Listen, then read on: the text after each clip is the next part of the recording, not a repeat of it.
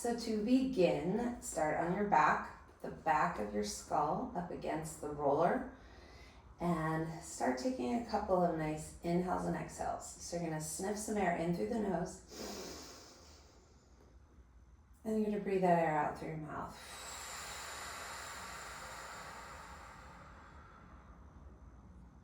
Breath in.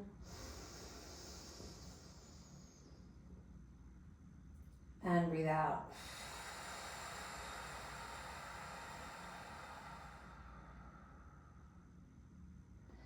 As you take the breath in, sniff it in through your nose and try to feel the air expanding through the sides of your rib cage and down into the back of your rib cage as much as you can. Filling the center of your body with air, and as you breathe the air out, you want to make a sound or blow out like you're blowing out your birthday candles, and draw your stomach muscles down on that exhale. Tightening your transverse abdominis, your corset muscle. Then as you breathe in again, try to expand the air sideways and backwards. And then exhale out. You can make a shushing sound if you like. Sometimes that helps with the ab contraction. Shh, drawing down. You also want to make sure that when you're breathing in and pulling the stomach muscles down, that you're not driving your pelvis into a tuck. Again, the tuck is where the pubic bone comes closer to the nose, or like your tail is coming between your legs. And so then from after the concentrated breath, you could go ahead and add a little tuck tilt just to kind of get your pelvis going here. A little tuck is the flattening of the lower back, and then we're going to tilt. So we tuck, push the lower back into the mat or the floor, and then release the tuck.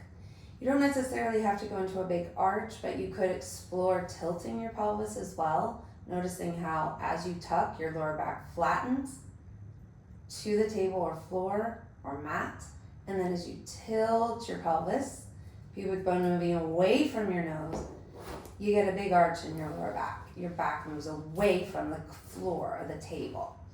So just explore that a little tuck tilt.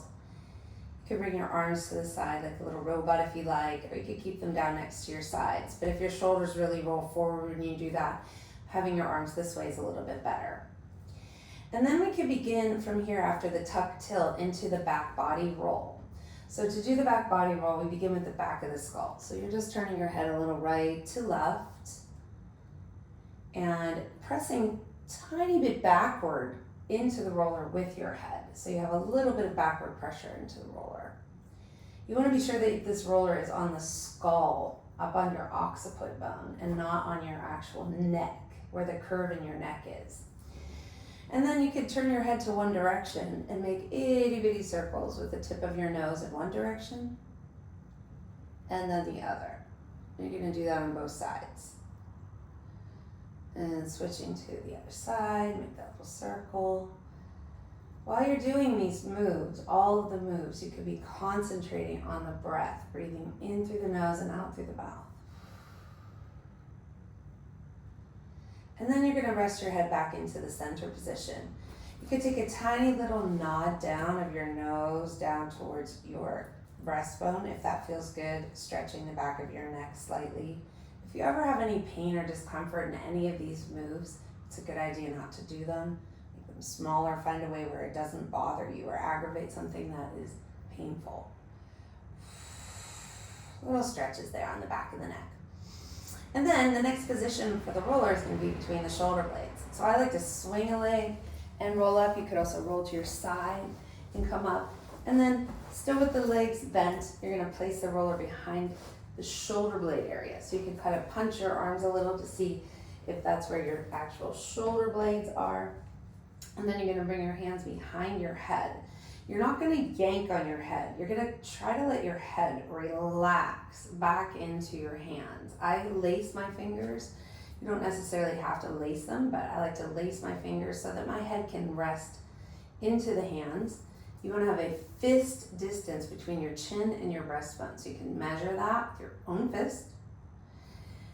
And then from here, we want to go into a pelvic tuck right? So the tuck tilt can be done here as well to explore that range of motion through the pelvis.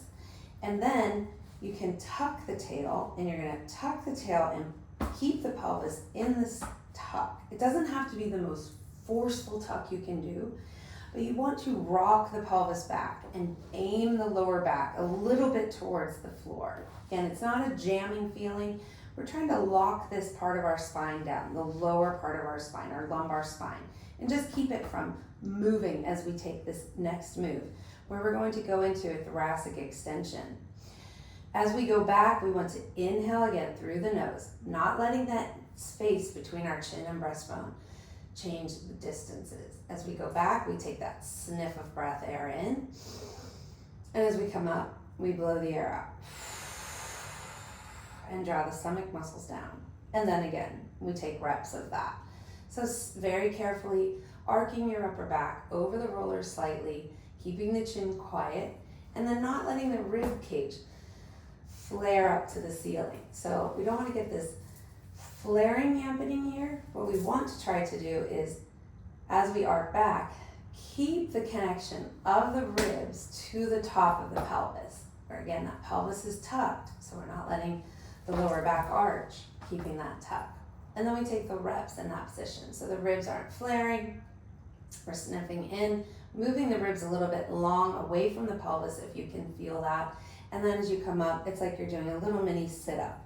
You're gonna draw the belly down, breathe out, and then take the reps. About 8 reps in this position, or as many as you really feel like doing. Honestly, you could do 1 or 2 even if you don't have a lot of time. But whatever you do, just make sure it's feeling good and you're staying within the form. And then as you go to the side, this is the side bend. So in each position, we're going to position the roller in 3 different positions along the back. Each one, we're going to do the arc back, we're going to do the side to side bend, and then the last position we're going to try is rotation. So you're just going to turn. As you turn, you're going to make sure that you're not turning using your arms and elbows swinging. You're just going to turn with the shoulder blades turning from one side of the shoulder blade to the other, keeping your pelvis really steady. So as I turn to the right, I don't want to lift the right side of my pelvis and turn my whole body.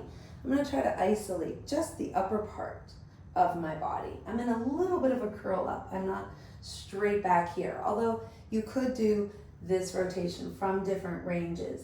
But what you want to make sure is that you have your rib cage connected to your pelvis so that you're not back here with your ribs flaring out and just haphazardly side bending.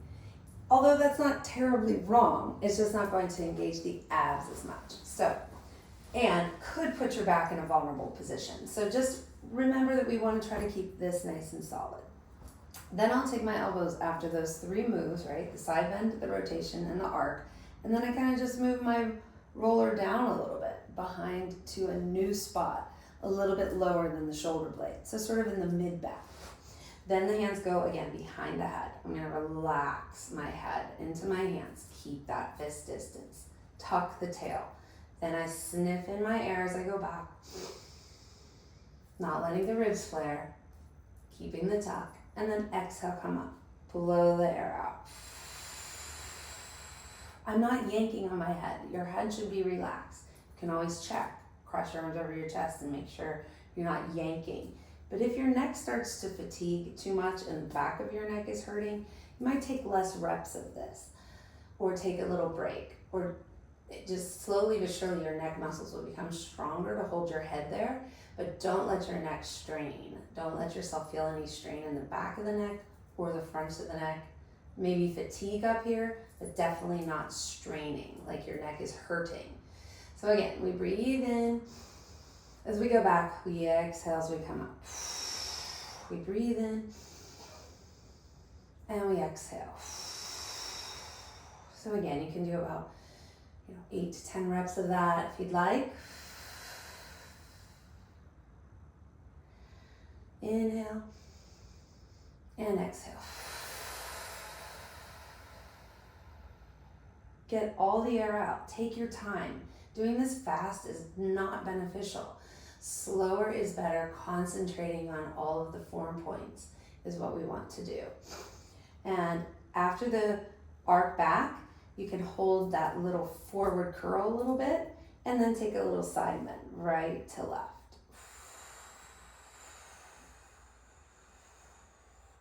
Again, I'm trying not to move my pelvis. I'm anchoring the pelvis, keeping it steady so that I can isolate the mid part of my spine here. And not that if you did move your tailbone side to side a little bit, that would be wrong necessarily. It's just we're moving with the intention of isolating the thoracic spine here. All right, next we go into the rotation. So you're gonna turn side to side. Again, I'm keeping these parts of my pelvis really solid. So as I turn to the left, I'm gonna push my right side of my pelvis down so that I'm not tipping over. And then the other side. One way you can think of this too is if you check with your knees and legs, there wouldn't be this like shifting with the knees and legs. Although again, I want to stress that these things are not necessarily wrong, that they are just not part of holding that isolation. There's many things going on in this sequence. We're doing a lot of fascial work on our back, our mid-backs, and then we're also working on the mobility of our thoracic spine here. All right, so that's the rotation. And then from there, you can go ahead and take, in between some of these sets, you can take a nice arc back where you do let the ribs go. And take it easy as you go back and just kind of let a nice stretch happen there. But making sure that you're not going overboard. You're staying in control of the stretch as you arc back. And then coming back up. There's one more spot if you would like. Sometimes you could just do one spot if you don't have a lot of time. So don't worry if you don't have time for the 3 spots. Hands behind the head. Again, here you go. You go back into that tuck. Breathe in, sniff. And breathe out. Draw the stomach down. Okay, so we're going to sniff in. And we're going to breathe out.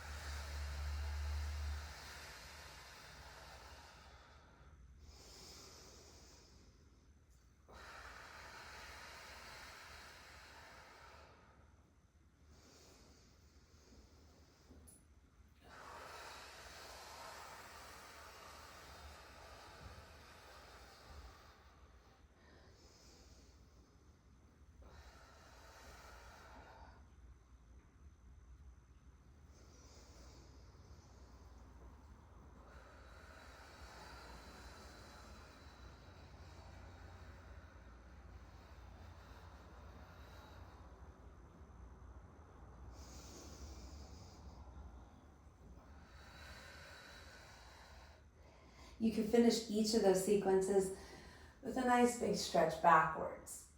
If you do it right, you should have fatigue in your abs. So just let that lactic acid release a little bit as you stretch back. And then coming back up. You can finish the whole mid-back sequence by bridging your hips up and rolling the roller up to the shoulder blade area. So again, my hips are up. Then start to straighten your legs as you roll the roller downward. And then breathe in, lift the hips up, and then take it back. Now, if this bothers your lower back at all, you might not be ready to go into this position. But if you're not feeling any strain, then you can continue. And this is just kind of flushing all the work that we did in the fascia on the back. We're sort of moving that fluid down the line of the back line, right? Working the whole back body here in this back body roll. Next, we're gonna take the elbows behind the roller and sit ourselves up. From there, you're gonna lie all the way back down onto the table, bridge your hips up, and begin into the cannonball. Okay, so if you have the range of motion to do the cannonball, if this is uncomfortable, then you can skip any part of the sequence. So I like the cannonball stretch, stretching my lower back a little bit. Not yanking or tugging, feeling the end range, paying attention to the sensations in my own body. And then as I come up, I'm going to bring my thighs perpendicular to the roller. You can hold on to the side of the roller. You could bring your arms to the side like a robot if you'd like. Whatever's comfortable for you.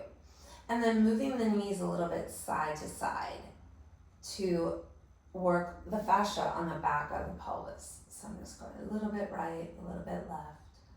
Just nice and easy right there. Then pausing with the knees to the right. I'm going to make some itty bitty circles with the tops of my knees in one direction. And then in the other direction.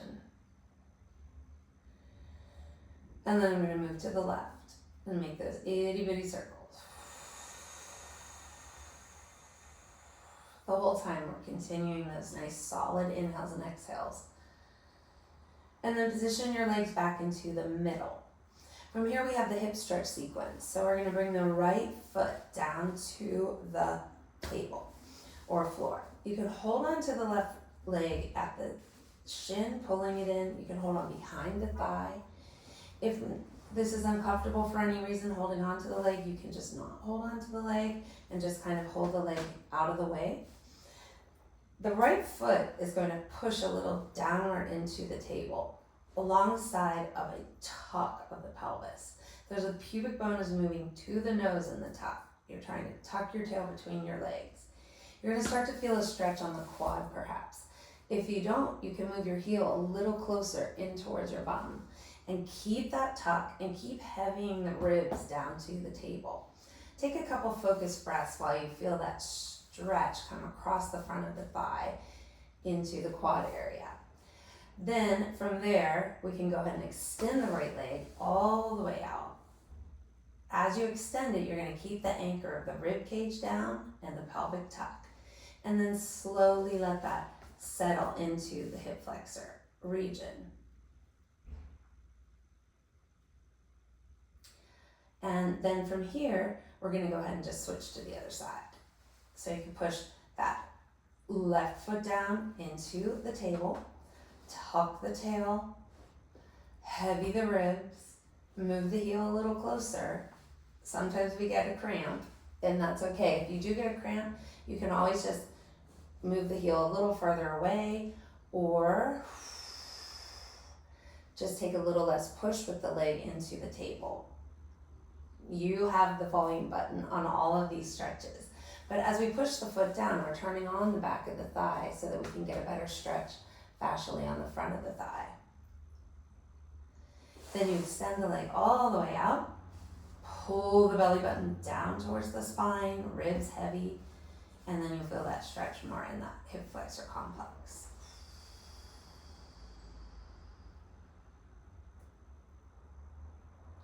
And next, we'll bring the legs back up to the tabletop position. You're going to put your hands in front of your thighs. And in this position, we're going to go into a pelvic tuck as we push the thighs away from us. So we'll start with the breath in. On the exhale, you're going to push your thighs away from you as you tuck your tail slightly. And breathe out all your air. Then you have another inhale coming. In. Release the tuck of the pelvis. And then take another exhale and push away your thighs without the thighs moving. So the thighs stay in that perpendicular position, but I'm activating and pushing at my thighs as I tuck and exhale. Then release. Exhale, press.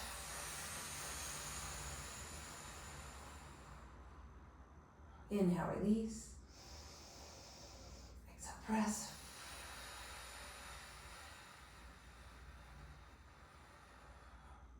Inhale, release. Then from here we can go to the supported bridge. So if you bring your feet down to the floor, you're going to have your feet right underneath your knees. You want to have your pelvis in a little bit of a tuck. So we're going to pull the pubic bone slightly towards the nose. Again, it doesn't have to be over forced. We don't want to squeeze our butt cheeks together. We want to just let the pelvis tuck under slightly. Heavy the ribs, arms are in robot position, and then we have equal pressure on the inside, ball of the big toe of your foot, ball of the baby toe, and both the inside and outside edges of your heels. So you want to feel that weight distribution even. Sometimes we like to roll out to the outsides of our feet in a bridge. So we want to pay attention to that inside line of the foot. Take a focused breath here, and then just settle into the bridge. You can have your pelvis resting on the roller. That's level 1.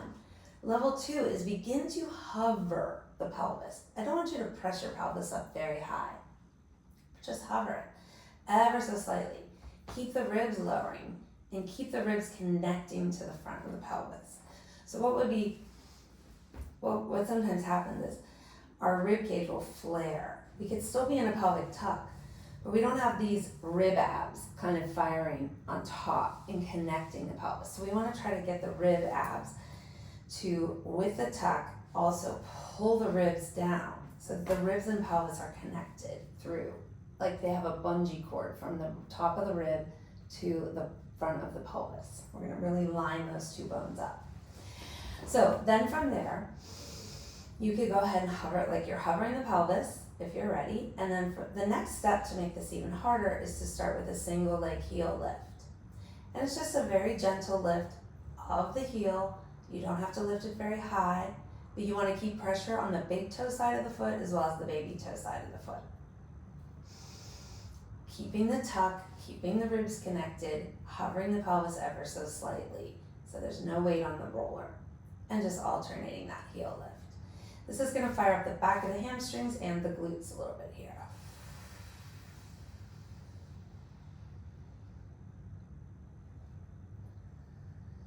You also work a little bit into your lower leg muscles with the heel lift, and then taking your reps there. So I would say about 8 lifts for each foot, 10, and then relax. And I like to finish the whole back of the pelvis positioning with another cannonball hug, if you like. All right, next is we're gonna then glide that roller out from under the pelvis. You can also bridge up and remember roller. Then we get to the back of the thigh roll. So you just drape your legs over the roller. At this point, if it felt good to prop your head with a pillow or have something propped under your head, especially if your head is dragging like this as it's laying flat, please do prop something under your head. So then we're gonna roll the back of the thigh. So when we start the back of the thigh roll, we're gonna turn the thigh in and out. Okay, we're just gonna do like a little kind of jumping jack motion with the legs, both legs moving in and out.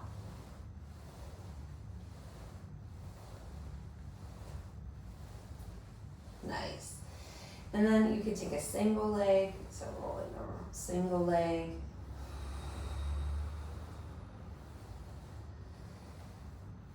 Really trying to turn the thigh in, turn the thigh out, turn the thigh in, turn it out. So we're also working a little bit of hip range of motion here, obviously paying attention to making sure nothing feels like it's straining or aggravating any kind of discomfort in your body. And then we can take the other side. So the first part of this back thigh roll is the roller is really positioned high up into the gluteal fold. So that's where the butt meets the hamstring. So you gotta get that roller up nice and high for position 1.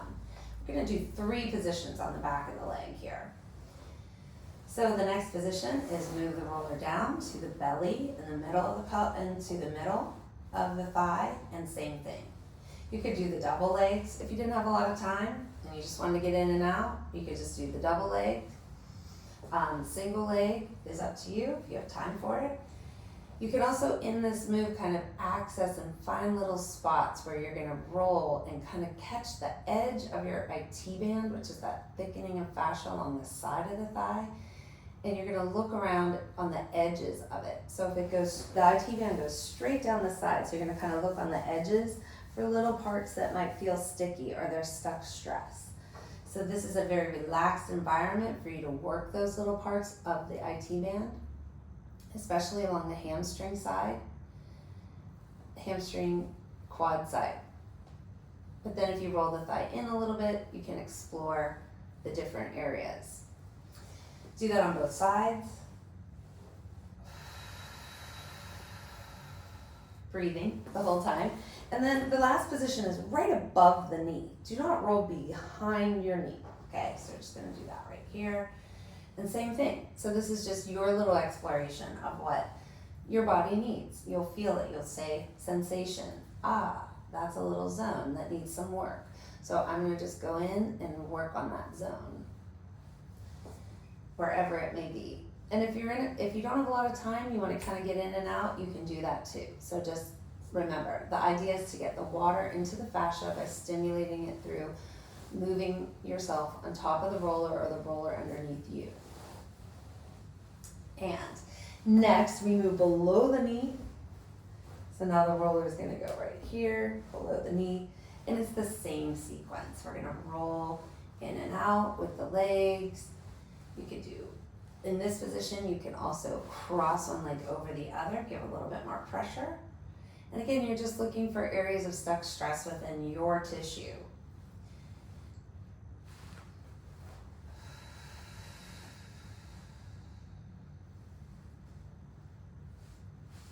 Also, when our roller gets below the knee, we're going to move down to more the middle of the calf, and you can take it right there in the middle, is you have the opportunity to also sort of bend and straighten your knees a little bit here.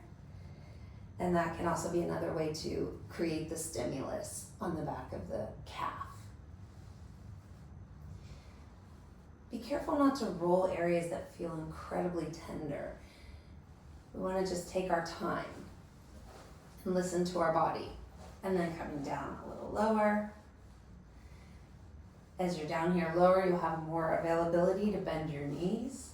And I'm turning my legs in a little bit. So I have this in, really turning the whole thigh in so that I can access a little bit more the inside edge of the calf and the closer getting down here to the Achilles tendon, and then the other side. So it's really, feels so good. And then you can roll the roller finally all the way down to the Achilles tendon area and work in that area. You can roll your ankles very easily as well. So the idea of holding the roller steady and moving your body, moving your joints around is another idea of how to create the stimulus that we're trying to get in the fascia. All right, so from there, that's the back of the body roll. We swing our leg to roll up, or you can roll to the side and come up. So that looks like this. If you just roll to the side and then you come up to seated. Then the next position for this roller is going to go into the break of your leg. So you're going to bring it right to the front, and you're going to go into sort of like a plank position. Make sure when you're in this position, you're pulling your stomach muscles up. And you can work the break of the leg here a little bit, rolling yourself a little side to side. But then we can come all the way down. So see how I've folded my arm and made a little pillow with my arm? This hand is sort of guiding myself as I put the roller right at the break of my leg. So by the definition of the break of the leg is when you fold your leg or flex your hip, that you get a crease at the hip line. That's the break of the leg. So we're right at the break of the leg where the hip folds. And then you can just move yourself sort of back and forth. See, I'm just like gently rolling. I'm pretty relaxed. My shoulder isn't bothered by this arm position. If it is, you could always just move your arm lower, put a pillow under your head. But just be careful that you're not kind of holding your head up and straining your neck while you're trying to roll your hip flexor complex, which is what we're rolling here. You can also find those little spots and make smaller motions, the spots that feel a little stickier or a little more yummy per se. And then you can pick the leg up as well and move it around. So lots of ideas to get that stimulus in there to the fascia. Then from here, you would go to the other side of the break of the leg. So just roll over to the other side, same thing.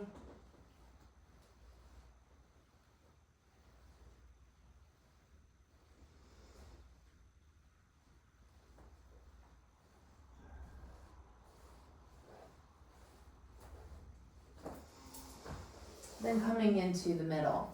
Next you could roll from here, you could go into the quad roll, where if you army crawl yourself forward and back, this takes a little bit more strength in the core to do, so I want you to be careful that if you are doing this, that you're not straining in your shoulder joints. You can move the roller downward a little bit so that you can get just above the knee a little bit. You can turn your legs in and out. So this is a great way to access that tissue on the front of the thigh. And let's say your shoulder girdle isn't happy up here, or you feel like you can't control your abs and pull up with your pelvis, so that you don't want to sag through your back.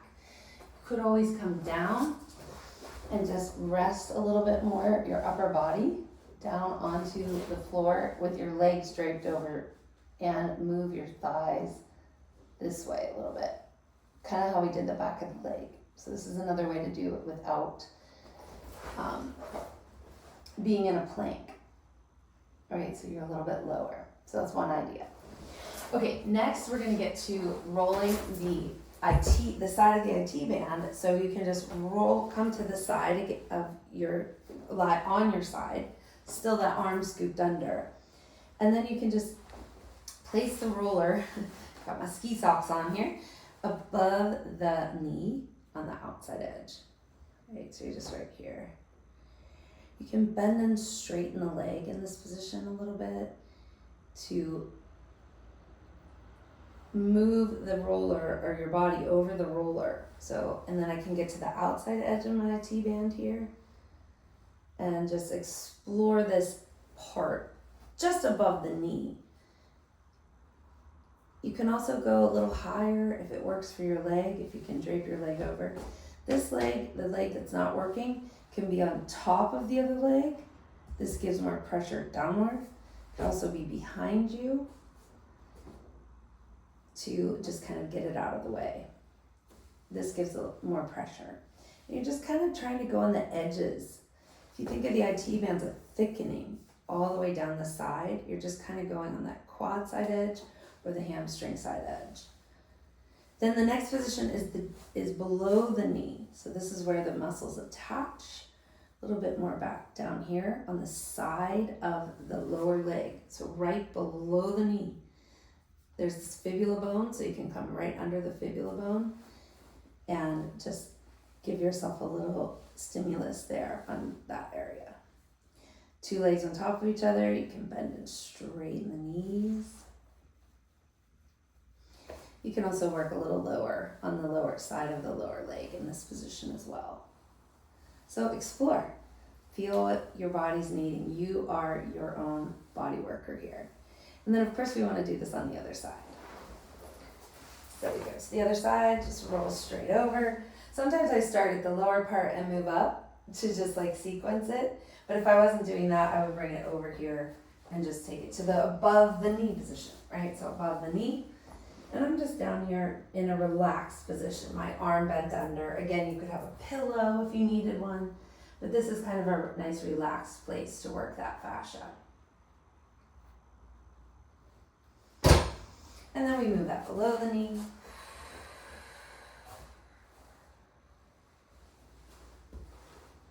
Exactly, right like that.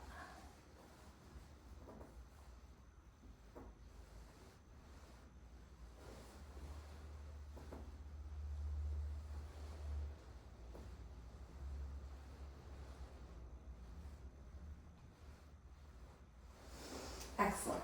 Okay, from there, let's go back to having the roller here across the front of the pelvis. We're going to work on our supported plank. So your toes can be turned under. Your arms are in a upper body plank position. We want to have the shoulder under the elbow, or that elbow under the shoulder. And then we want to pull our pelvis into a pelvic tuck.